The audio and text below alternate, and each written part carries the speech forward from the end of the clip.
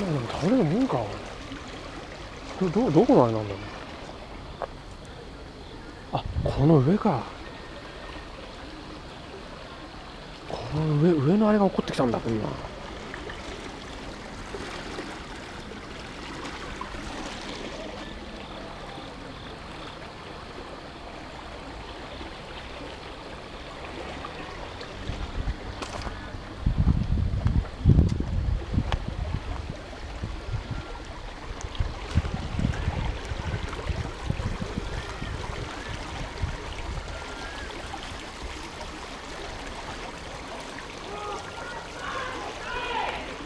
これもいつ処理するんだこれ。なんでこのまま残ってんだろうな。